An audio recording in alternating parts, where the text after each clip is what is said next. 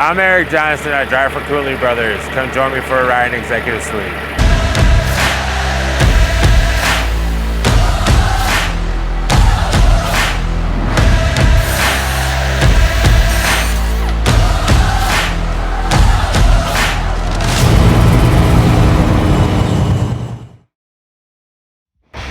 Today, we take a ride in our 2005 Peterbilt 379X.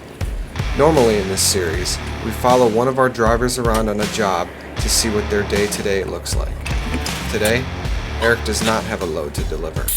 We decided to hop in Executive Suite, drive down to Cleveland, and talk with Eric about his trucking history, what got him into it, and why he continues to drive. We also discuss the responsibility to ensure everyone else's safety on the road. Comment below what we should ask the next driver. We hope you enjoy the ride.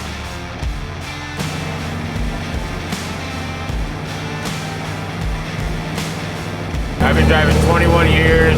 I got my CDL when I turned 21. Started out pulling a van trailer, hauling windows. Shortly after, I started construction. I ran end dump, live bottoms, straight trucks, tractor trailer. Did that for a long time. Did major highways around here in the Cleveland area. Did demolition. Did new development where they like Ryan Homes and all that stuff would be building homes. Did that for some years. Then from there I went to the oil field in North Dakota. I got my tanker endorsement and hauled water. I would service workover rigs, haul production water, do flowbacks. I'd be on the fracking side of it too, taking in fresh water, filling beside tanks. And then came here. It's the only thing that I know when it comes to work is trucking. Yeah. So. What was there something specific that got you into it? Yeah, the type of truck that I'm driving. Yeah. Yeah, as a kid and all that stuff, and just seeing them on the road, everything. I had nobody else in my family as a truck driver.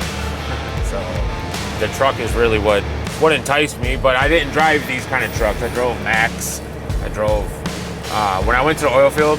I drove Peterbilt, but when I was here in Ohio, it was Max, and really, so it wasn't like souped up. No. Trucks that sounded cool. No. Trucks that were racing. No, at one point in time, I had a straight pipe Mac, but that was it with a visor and all that stuff, you know. But it was nothing like this. No, to be honest, there's no other company like this. Like Cooley, there's just not. So this is like the goal. Yeah, I mean, if you're into it, you know. To be honest, it is a lifestyle. So what this means to me, driving here, this specific truck, like I also have blood, sweat, and tears into it. You know what I mean? I've also worked hand in hand with the mechanic. I've also did like stuff to it on my own, all that kind of stuff or whatever.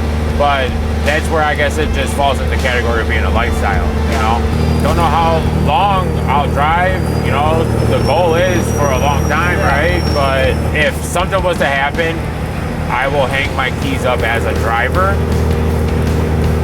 in trucking, period, if something was to happen here and I had to leave. There's no going to anywhere else to even compare, let alone be respected the way that you are here, and to be treated as an individual and not a number, you know? Yeah, that's awesome. Yeah, that's cool to hear. It really is. And it's like the whole Cooley family is like, their energy, the way that they treat everyone is second to none. There's no other place that you can go to.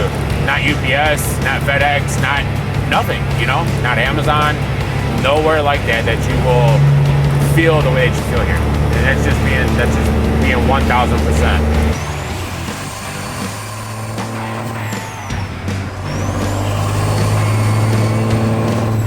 So this is what we do every day. This is like our office.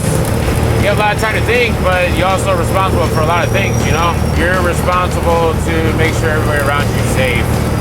So that's kind of like a big deal. It's a big deal to make sure your equipment's good to go. It's a big responsibility to deal with the public, to deal with the way that they act. Sometimes you don't know what they're thinking. They will literally pull in front of you and act like you don't even exist and you're in a huge vehicle, and then they hit the brakes because their dog starts coughing or something, you know what I mean, in their passenger seat. Like, it it gets fucking pretty crazy out here. You know, other drivers too that feel entitled, and then all of a sudden they're doing the same thing. You know, you'll ride past a truck, they'll have like a tablet here, a laptop here, and like movies going on while they're riding on the rumble strip in the berm, not even paying attention. And it's like, you think, like, why would you even do that? Your life is at harm. If you don't love yourself, then don't drive. The one cool thing is it's cool seeing like different places and all that stuff, but at the end of the day, it'll get lonely or whatever. But usually when you start feeling that way, it's like when it's pretty much time to come home for your break, you know? So other than that, it stays pretty entertaining out there. Whether it's looking for a truck stop, looking for a parking spot, looking for a customer, it's crazy. You got all this money in GPSs and all this stuff, all this modern technology, and a map is way better than these things. Like, you know, you see that stuff on the social media where like they show a Swift driver churning in the middle. Oh, it said make a left. Like, no, they do that, you know? But you have to kind of like have a little bit of common sense, I guess. Like, if the thing tells me to turn left right now, like I know that there's a guardrail, I'm not gonna do it, you know? But it's pretty crazy on how things go out there.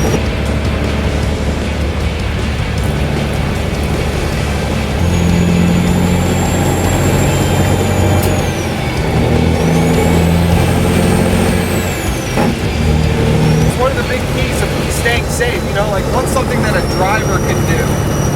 To be honest,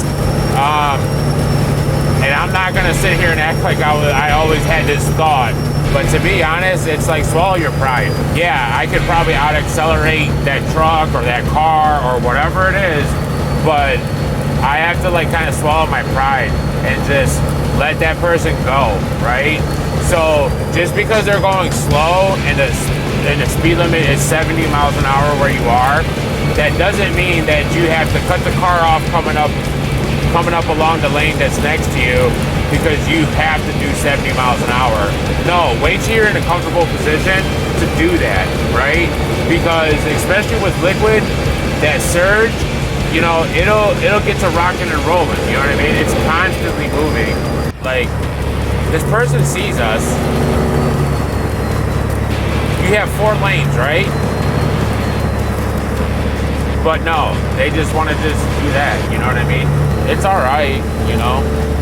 But this would be a situation like when you're loaded and even empty, like, because this person is doing that to you, don't do it to the guy to your left. You know what I mean? Don't do the same thing. Yeah, just being courteous to other people. Yeah. When you have an easy way to go about it, then do it. But don't just be like so upset with that person that you do it to the next person, you know?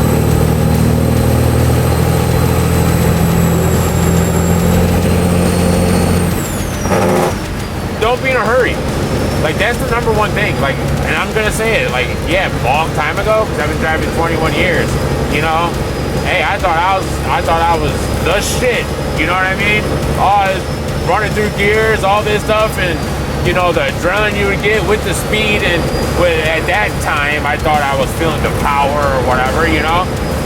It's not worth it. It's really not. You get more enjoyment out of it when you're pimping, you know what I mean?